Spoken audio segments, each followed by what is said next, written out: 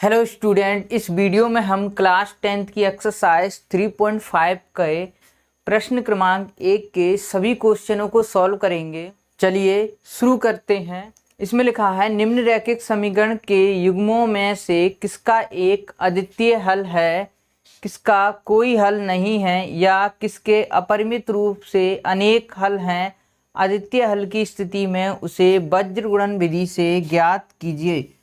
पिछली वीडियो में हमने दो विधि आपको पढ़ा चुके हैं। पहली थी प्रतिस्थापन विधि और दूसरी थी विलोपन विधि। इसमें हमें वज्र गुणन विधि से क्वेश्चनों को सॉल्व करने के लिए कहा गया। अब देखिए, वज्र गुणन विधि में 3 कंडीशन होती हैं। पहला दिया है हमें किसका एक अद्वितीय हल है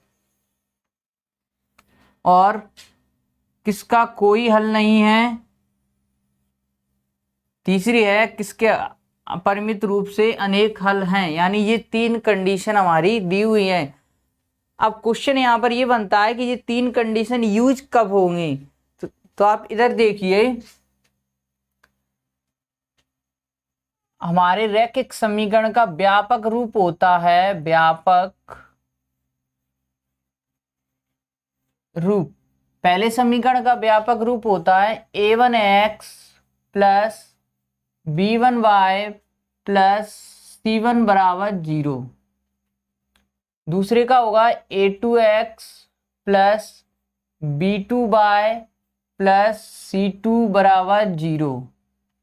ये व्यापक रूप होते हैं।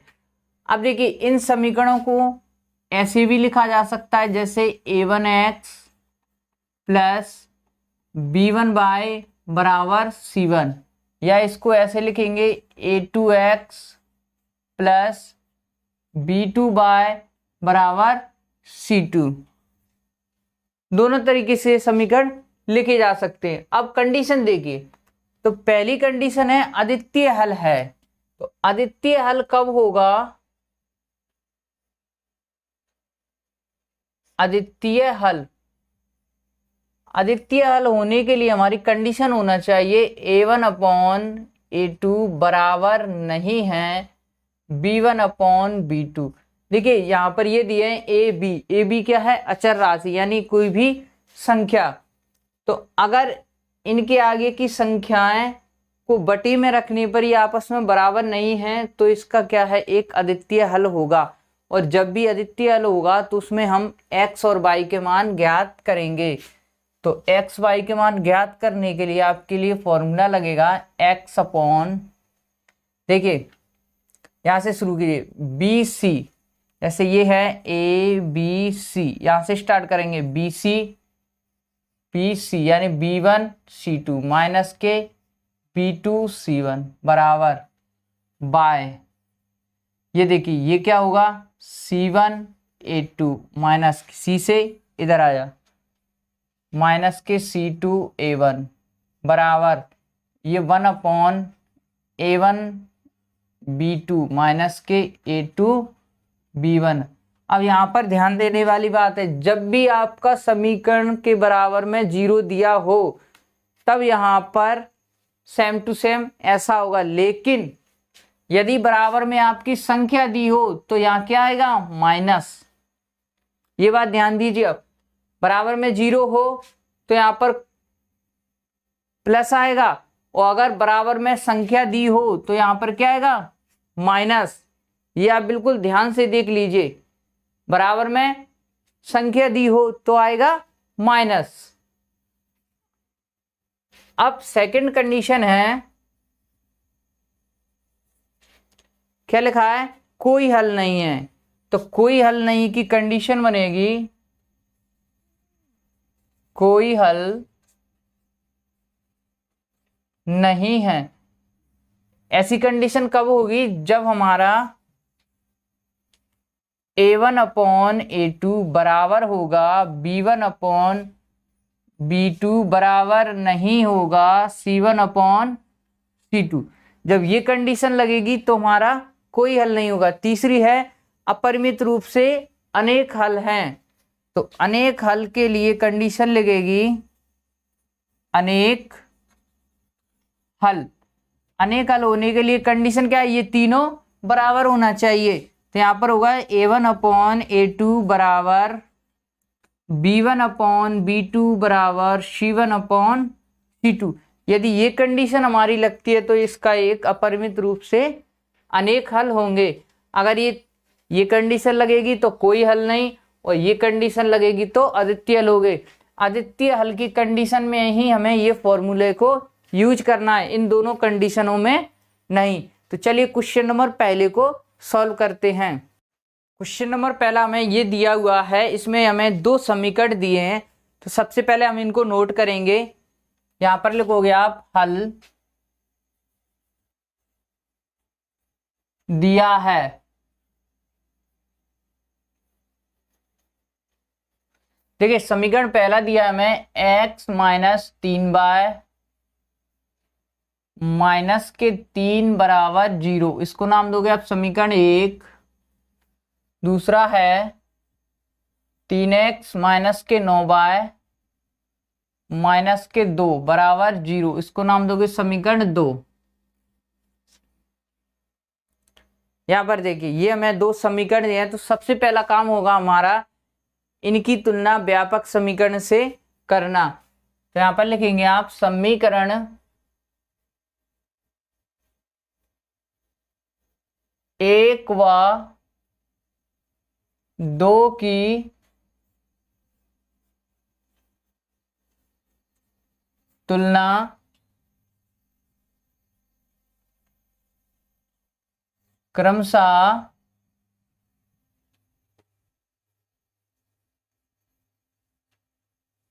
व्यापक समीकरण a1x प्लस b1y, यहां पर देखिए बराबर में 0 है तो 0 आएगा, प्लस के c1 बराबर 0 एवं a2x plus b2y plus c2 बराबर 0 से करने पर तुलना कीजिए। तुलना क्या है, देखिए a1x यानी x के आगे जो भी संख्या लिखी होगी वो a1 का मान होगा। तो पहले समीकरण में देखिए x के आगे क्या है, कुछ नहीं है तो 1। दूसरे में b1, y के आगे क्या लिखा है दूसरी समीकरण माइनस के 3, तो ये b1 हो गया। ये c1 का मान होगा हमारा माइनस के 3। इसके बाद समीकरण 2 देखिए a2, समीकरण 2 में x के आगे 3 है, a2 का मान b2 माइनस के 9 और ये c2 बराबर माइनस के 2। अब यहां पर हम कंडीशन रखेंगे, तो कंडीशन क्या है a1 अपॉन a2, इसको ये होगा 1/3 कोमा लगाया। अब b1 अपॉन b2, इसका मान होगा माइनस के 3/9। इसके बाद रखोगे आप c1 अपॉन c2, इसका मान होगा माइनस के 3/-2। देखिए यहां पर यदि हम माइनस भी काट देते हैं तो क्या ये बराबर होंगे आपस में? बिल्कुल होंगे, ये क्या है आपस में बराबर होंगे। तो इसको अपन दोबारा लिख सकते हो आप। इधर देखिए माइनस से माइनस कैंसिल, 3 एकम 3, 3 तिरके 9। सेकंड है c1 अपॉन c2 बराबर माइनस के 3/-2। लेकिन इनको काटने से कोई मतलब नहीं है, ये देखिए आपस में ये बराबर हैं। तो यहां पर लिखोगे चूंकि a1 अपॉन a2 बराबर है b1 अपॉन b2 के 1/3, लेकिन बराबर नहीं है c1 अपॉन c2 के, बराबर नहीं है c1 अपॉन c2 के। तो यहां पर लिखोगे तो समीकरण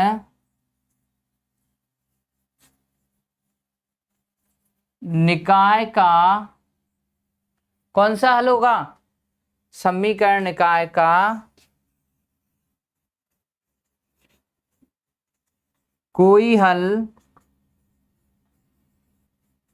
नहीं होगा। कौन सा होगा? समीकरण निकाय का कोई भी हल नहीं होगा।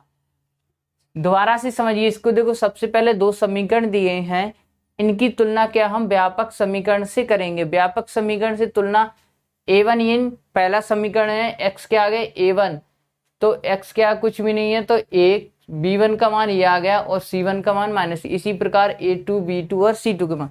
अब इनको हम बटे में रख के चेक करेंगे। इनको बटे में रखा है, यहाँ पर देखिए ये कट जाएंगे, माइनस से माइनस, 3 एकम 3, 3 दर के 9, ये माइनस से माइनस कट रहे हैं, लेकिन इनको काटने का कोई फायदा नहीं है। तो ये कंडीशन लगेगी ये दोनों बराबर 1/3 और 1/3, a1/a2 बराबर b1/b2, लेकिन ये बराबर नहीं है, तो बराबर नहीं है c1/c2, तो समीकरण निकाय का कोई हल नहीं होगा। यही हमारा आंसर है, नोट करिए इसको। चलिए अब क्वेश्चन नंबर दूसरा सॉल्व करते हैं। क्वेश्चन नंबर दूसरे दो में हमें ये समीकरण दिए हुए हैं दो, लेकिन यहाँ पर देखिए यहाँ पर क्या है, 0 के बराबर नहीं दिए हैं, तो इससे हमें कोई भी टेंशन नहीं लेना है। हम भी क्या करेंगे, ये हमने समीकरण 1 व 2 लिखा, तो इसकी तुलना सबसे पहले आप व्यापक समीकरण से करोगे, लेकिन यहाँ पर देखिए यहाँ पर बराबर में 0 नहीं है, तो व्यापक समीकरण में भी क्या 0 के बराबर नहीं आएगा, तो इसमें भी क्या हो 0 के बराबर नहीं होगा। तो तुलना कीजिए, इसको तुलना करेंगे तो a1 बराबर आएगा हमारा पहले समीकरण में 2, b1 बराबर आएगा बाई के आगे कुछ नहीं है तो 1, और c1 बराबर आएगा 5। इसके बाद a2 बराबर आएगा 3 और b2 बराबर आएगा 2 और c2 बराबर आएगा हमारा 8। इसके बाद आप इनको बटे में लिखिए, देखिए a1/a2 बराबर हो जाएंगे हमारे 2/3, b1/b2 बराबर में होंगे 1/2, और ये c1/c2 बराबर में होंगे हमारे 5/8। देखिए क्या ये बराबर में है, नहीं है, तो यहाँ पर लिखोगे चूंकि a1/a2 बराबर नहीं है b1/b2, तो क्या होगा, समीकरण निकाय का एक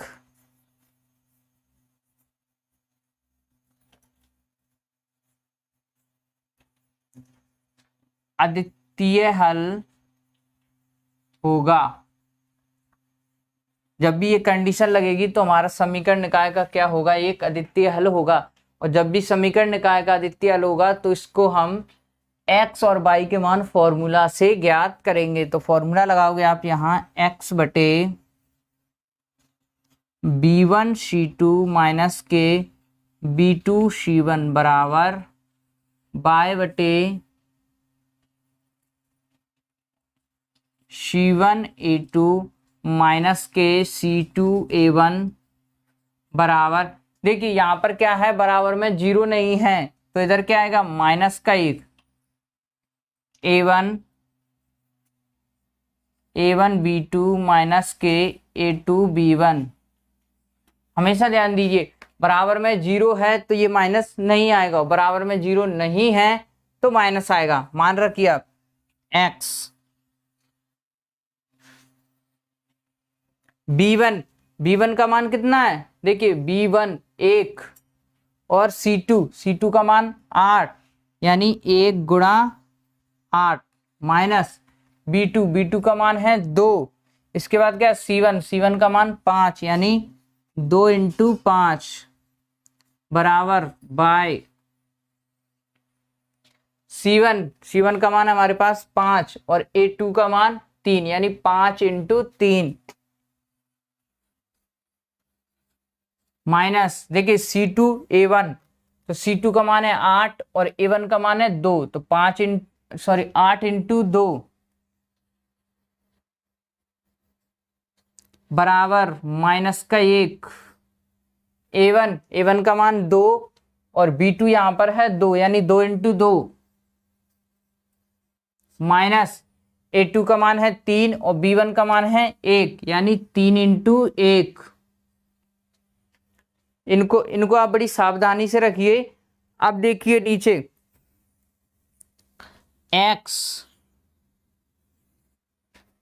8 एकम 8 माइनस 5 दूनी 10 बराबर बाय, देखिए 5 तिया 15 माइनस 8 दूनी 16 बराबर ये माइनस का 1, 2 दूनी 4 माइनस के 3 एकम 3।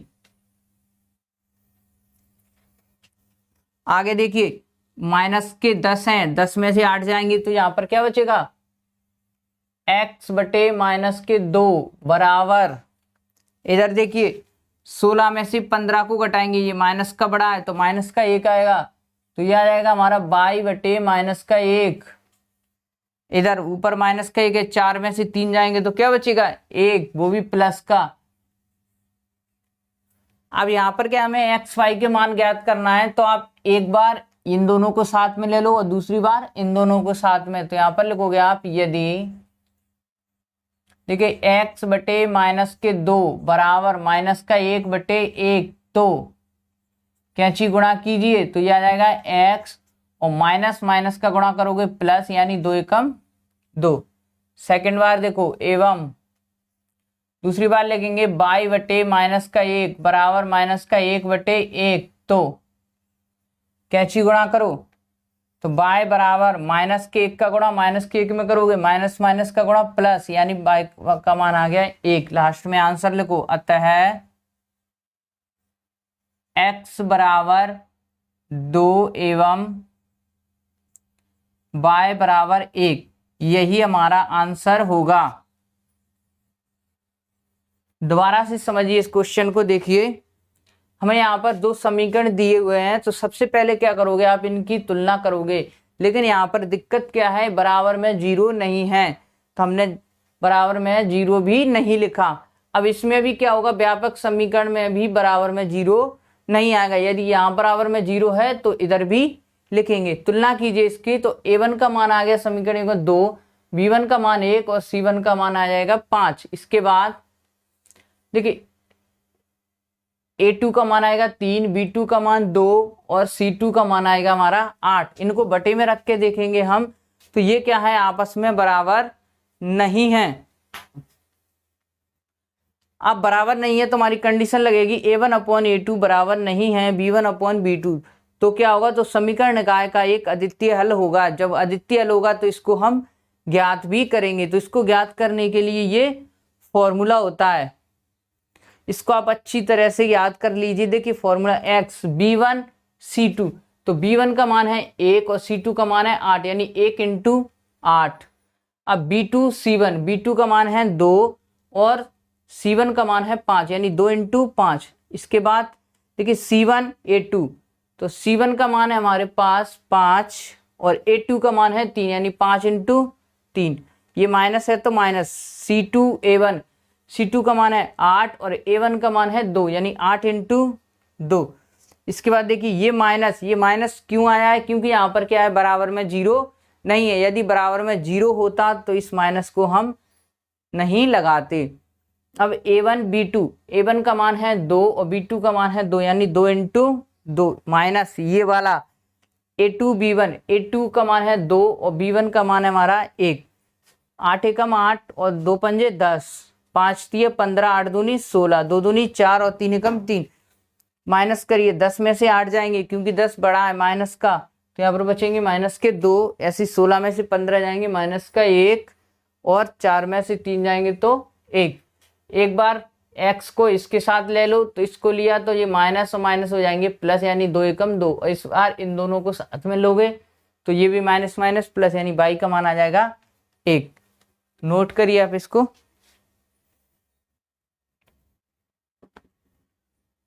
चलिए क्वेश्चन नंबर 3 को सॉल्व करते हैं। क्वेश्चन नंबर 3 में हमें ये दो समीकरण दिए हुए हैं, 3x माइनस के 5y बराबर 20 और 6x माइनस के 10y बराबर 40। तो सबसे पहला काम है हमारा इन समीकरणों की तुलना करना। तो इन समीकरण यहाँ पर देखिए, यहाँ पर क्या है, 0 के बराबर नहीं है, तो इन समीकरणों की तुलना की हमने। तुलना करने पर देखिए आप a1 का मान आएगा समीकरण पहले में 3, b1 का मान होगा माइनस के 5 और c1 का मान होगा हमारा 20। इसके बाद देखिए a2 का मान आएगा 6 B2 का मान आएगा -10 और C2 का मान होगा हमारा 40। ये हमारे मान आ चुके हैं। अब इनको बटे में रखिए, आप बटे में रखोगे तो A1/A2 बराबर होगा 3/6। देखिए इनको काट दीजिए, 3 कम 3, 3 दूनी 6। इसके बाद B1/B2 बराबर ये होगा -5/10, माइनस से माइनस कैंसिल आ गया, 5 कम 5, 5 दूनी 10। इसके बाद C1/C2 बराबर देखिए ये होगा 20/40। इसको भी काटिए आप, तो 20 से कम 20, 20 दूनी 40। आप देख रहे हैं तीनों का आंसर 1/2 है। तो यहाँ पर लिखोगे आप, चूंकि A1/A2 बराबर है B1/B2 बराबर है C1/C2। जब भी तीनों आपस में बराबर हो तो क्या होगा, तो समीकरण निकाय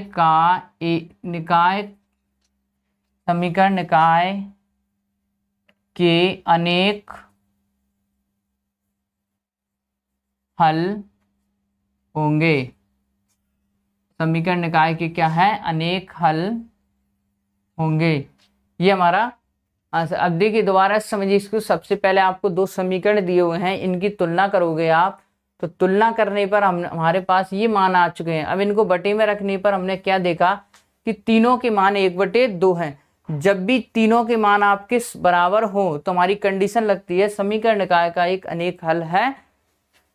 इसको नोट कीजिए आप। चलिए क्वेश्चन नंबर 4 को सॉल्व करते हैं। क्वेश्चन नंबर 4 में हमें ये 2 समीकरण दिए हुए हैं। सबसे पहले हम इनको नोट करेंगे। हमने समीकरण 1 व 2 हमें ये दिए हुए हैं। अब क्या है, इन समीकरणों की तुलना हम व्यापक समीकरण से करेंगे। यहाँ पर ध्यान देने वाली बात यह है, देखिए यहाँ पर क्या है, 0 के बराबर दिया है, तो आपके व्यापक समीकरण भी क्या होंगे, 0 के बराबर होंगे। तो तुलना कीजिए इसकी। देखिए A1 यानी समीकरण 1 में x के आगे कुछ भी नहीं है तो 1, B1 देखिए y के आगे -3, तो ये -3। इसके बाद आएगा C1 बराबर -7। आप समीकरण 2 में आ जाइए आप। A2 का मान है 3, B2 का मान होगा आपका -3 और C2 का मान होगा आपका -15। इसके बाद क्या करोगे आप, इनको बटे में रखोगे। देखिए A1/A2 बराबर में होगा ये 1/3, B1/B2 बराबर में होगा -3/-3। इसको आप काट दोगे तो ये आ जाएगा 1/1।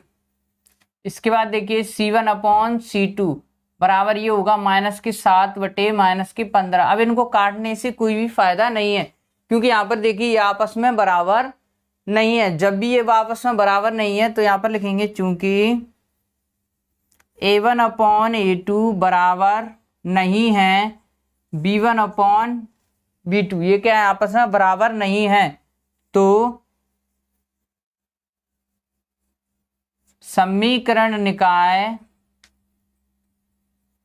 निकाय का एक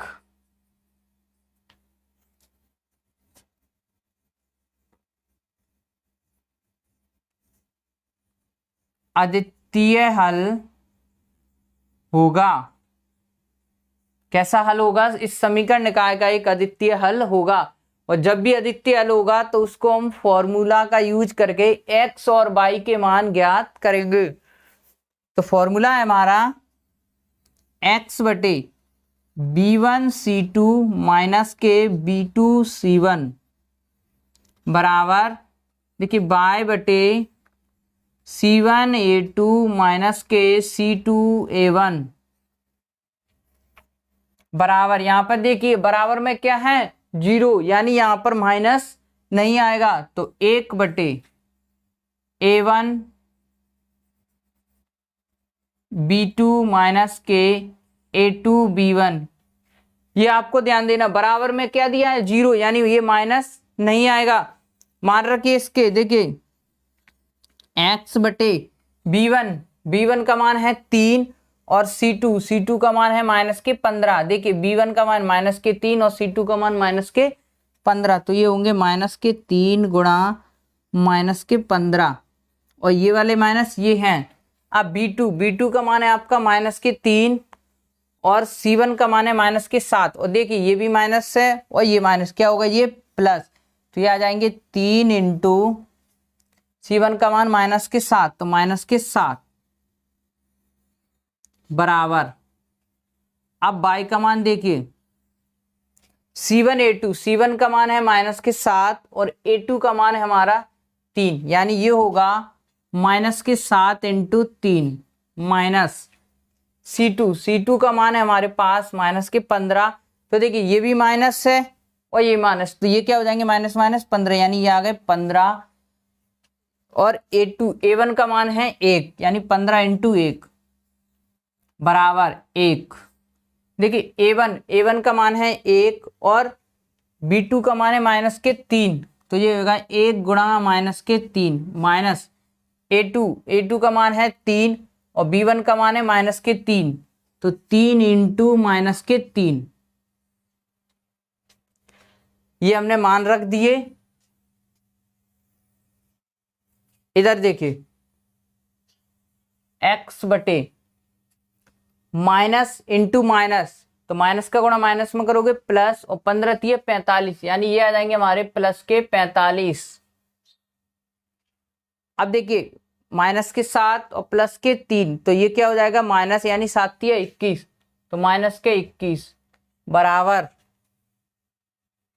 y बटे माइनस है 7 3 21, यानी माइनस के 21 और प्लस के 15 एकम 15 बराबर 1 बटे, देखिए माइनस के 3 है तो माइनस के 3 और ये माइनस और माइनस ये हो जाएंगे प्लस, 3 3 के 9, यानी प्लस के 9।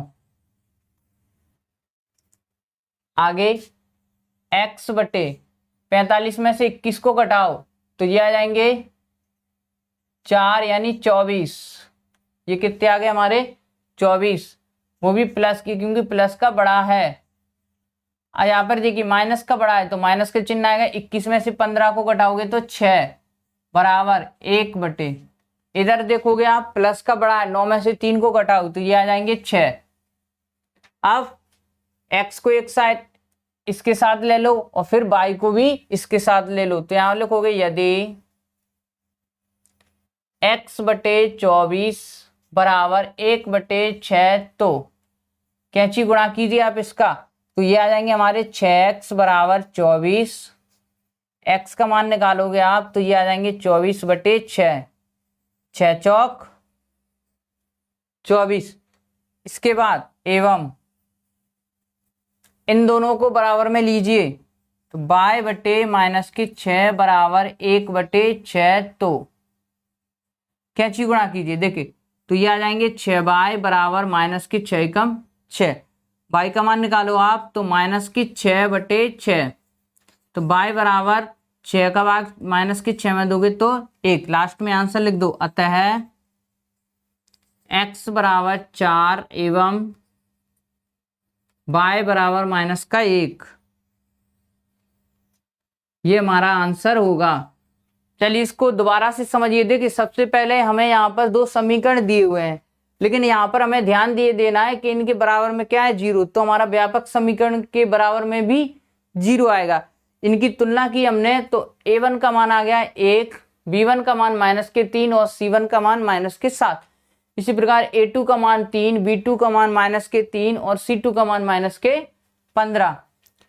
बटे में रखेंगे इनको, तो ये बटे में रखने पर क्या ये कैंसिल हो गया, यानी 1 बटे 1।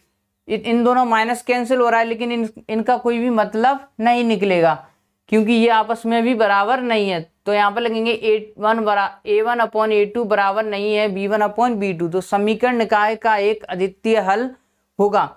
और जब भी समीकरण निकाय का एक अद्वितीय हल होगा तो इसको हम इस फॉर्मूले से x और y के मान को फाइंड करेंगे। तो यहाँ पर देखिए b1 c2, b1 का मान है हमारा -3 और c2 का मान है -15, यानी -3 गुणा -15, ये माइनस है, B2 का मान माइनस है, देखिए ये भी माइनस और ये माइनस, तो ये क्या हो गया माइनस माइनस प्लस, तो ये आएगा 3 और C1 का मान आ गया माइनस के 7। इसके बाद C1 A2, C1 का मान है माइनस के 7 और A2 का मान है हमारे पास 3, तो माइनस के 7 इंटू 3 प्लस, अब देखिए प्लस क्यों आया, क्योंकि यहाँ आना है माइनस। C2 का मान है माइनस के 15, ये माइनस और माइनस हो गए प्लस, यानी 15 और A1 का मान है 1, तो 15 इंटू 1 बराबर A1 B2, A1 का मान है 1 और B2 का मान है माइनस के 3, ये माइनस के 3, ये वाला माइनस ये है। A2 का मान है 3 और B1 का मान दिया है हमारे पास माइनस के 3, यानी 3 इंटू माइनस के 3, इनका गुणा कीजिए आप, देखिए माइनस माइनस ये हो गए प्लस, 15 3 45 और ये माइनस और ये प्लस, तो क्या माइनस 7 21। इसके बाद 7 21, ये माइनस के और 15 एकम 15। इसके बाद देखिए माइनस है तो माइनस के 3 एकम 3 और ये माइनस माइनस प्लस, यानी 3 तिरके 9। इसके बाद क्या किया हमने, देखिए 45 में से 21 जाएंगे तो ये बचेंगे हमारे 24 और 21 में से 15 को हटाओगे तो माइनस के 6, 9 में से 3 जाएंगे तो ये आ जाएंगे 6।